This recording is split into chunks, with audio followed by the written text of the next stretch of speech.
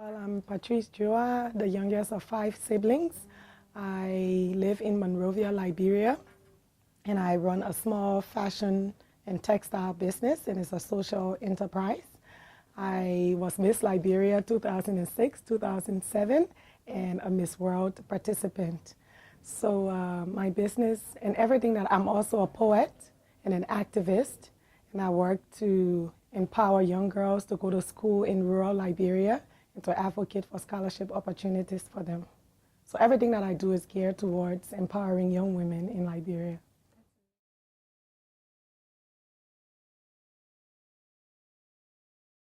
Well, girls' education, the access to education around the world, free primary education and education for girls is one of the Millennium Development Goals. And I run a small nonprofit organization called the Martha Juah Educational Foundation.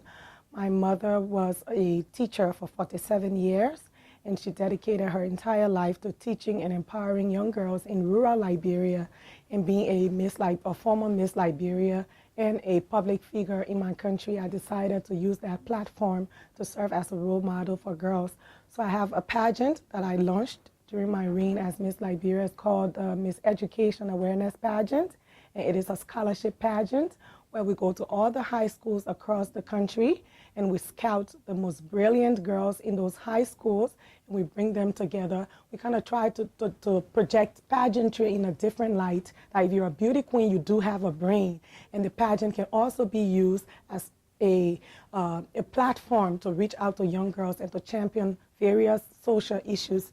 So these girls come together, we train them and we work with them, and they each choose a topic that is of concern to them, be it rape, be it other forms of gender-based violence, be it girls and their access to technology, so many topics that are important to them, and they make the presentations on those topics. And the most intelligent girl wins the crown, but all of the contestants are awarded scholarships and they're certificated as education ambassadors and mentors.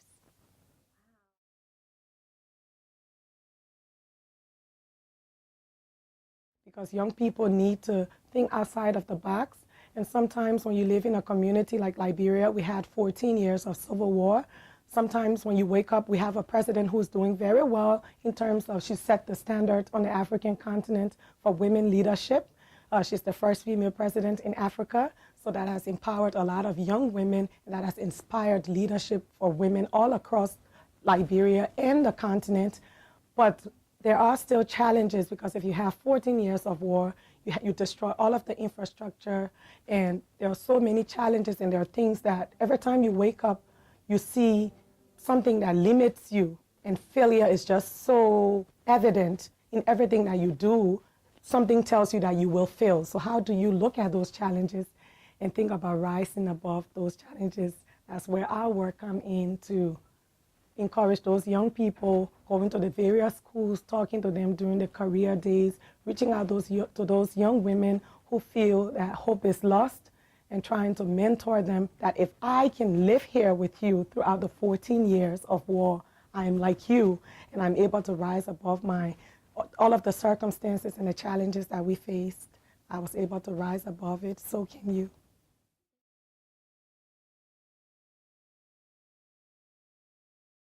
Design thinking methodology really stood out for me, being a creative person with a varied background.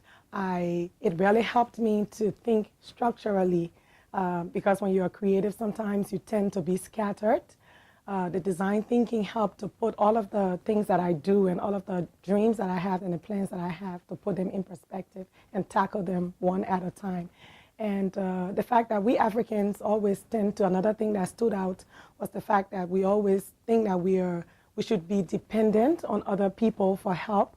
Coming to this fellowship and seeing the potential all across the continent has really reaffirmed my belief in the African dream. There's something that I always, when I hear about the American dream, I always tell myself there is an African dream. And I even wrote a poem talking about the African dream. It says, "Why wither away in the land overseas? I'm here at home feeling the dust and breeze. I go through my struggle with relative ease. No stress over bills or mortgage."